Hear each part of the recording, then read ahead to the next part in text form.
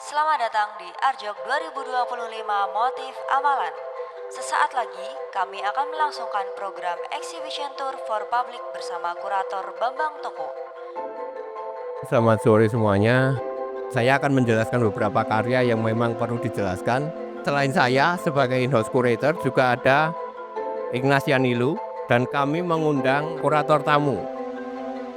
Jadi saya kurator tamu untuk Arjok untuk 3 tahun terakhir ini, dan ini adalah versi yang ketiga. Orang-orang menyebutnya sebagai trilogi, jadi inilah logi yang ketiga dari seri motif Arjok sejak tahun 2023. Ini adalah yang terakhir dari trilogi itu. Teman-teman sekalian, ini adalah karya gigantik dari Anusapati. Proyek karya ini dijuduli oleh Anusapati sebagai Secret of Eden. Kondisi kita yang bercita-cita selalu memimpikan sebuah Firdaus, tetapi sebetulnya kita sudah tidak punya lagi Firdaus. Kehadiran totem ini adalah saksi-saksi dari apa yang sudah dilakukan oleh manusia di pedalaman, di hutan-hutan, di arena-arena tambang, dan sebagainya.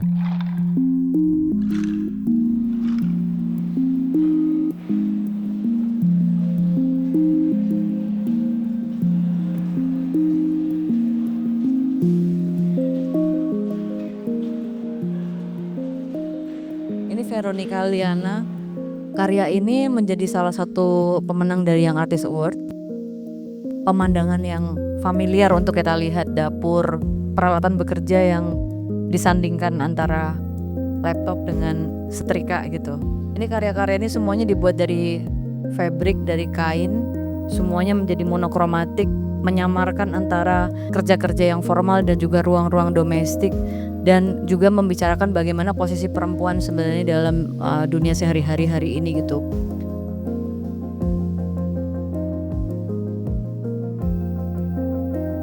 Ya, sebelah kiri saya ini karya dari Yosi Fajar. Sekarang pindah hidup di pegunungan, di desa di daerah Kulon Progo sana. Dia bersama warga itu memang sedang merenovasi masjid yang ada di sana. Maka kemudian ya karena dia arsitek ya, dia itu sangat terinspirasi dengan bentuk rumah-rumah tradisional. Sehingga kemudian yang ditampilkan adalah bagaimana struktur dan sebagainya. Tapi di luar itu adalah menghidupi atau menghidupkan lagi arsitektur tradisional Jawa. Kemudian yang sebelah kanan itu adalah karya Kang Tisna Sanjaya.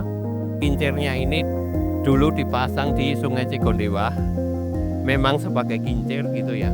Ketika akan dipamerkan di Arjok, dimodifikasi, pengunjung bisa genjot sepeda itu yang bisa menggerakkan kincir itu.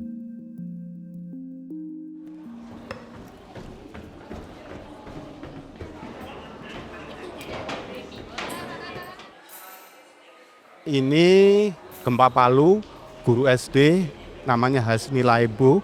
Saya tertarik memotret dia karena dari bawah itu dia mengambil barang-barang di reruntuhan rumahnya dan membawa ke atas.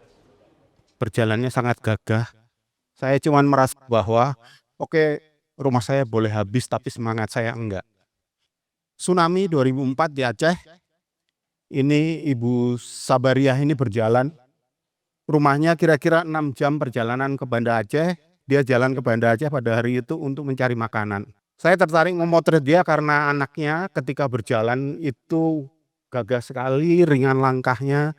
Jadi di mata saya ketika berhari-hari saya memotret kesusahan, saya melihat semangat di muka anak ini. Saya memotret ini saya menangis, dan itu menghantui hari-hari saya. Dengan Arjok ini saya mencari mereka menjadi lebih rilis karena saya melihat bahwa mereka baik hidupnya, sekarang lebih baik, semua lebih baik.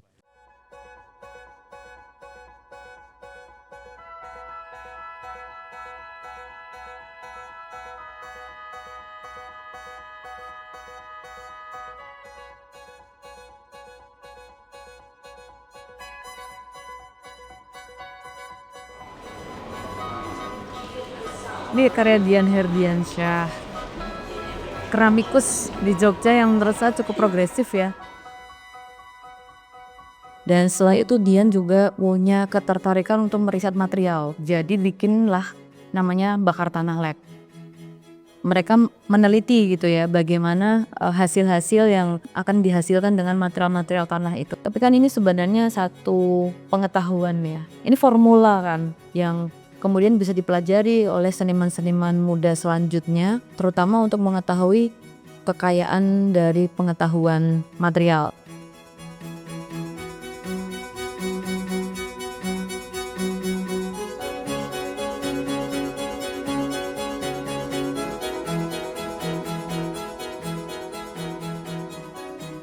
Ini adalah karya dari Faisal Kamandobat.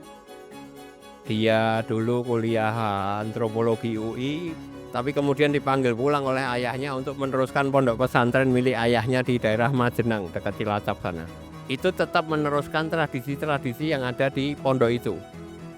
Satu, pemakaian Arabic Gon namanya, jadi itu tulisannya aksara Arab, tapi itu bacaannya itu bahasa Jawa sebenarnya. Gimana bacanya, bisa nggak? Sementara yang kayu-kayu ini adalah dia itu menolong sebuah industri mebel yang hampir bangkrut. Selama ini hanya sebagai dibuat menjadi meja kursi, itu kan juga daya jualnya tidak bisa tinggi. Maka kemudian ditawarkan untuk bisa membuat karya atau katakanlah dekorasi ruang dalam bentuk yang lain, tidak hanya sekedar barang. Jadi kalau dihubungkan dengan tema amalan, ya hidupnya Gus Ijol itu sekarang udah beramal karena dia mau pulang ke daerah dan kemudian membangun desanya lewat pondok pesantrennya itu.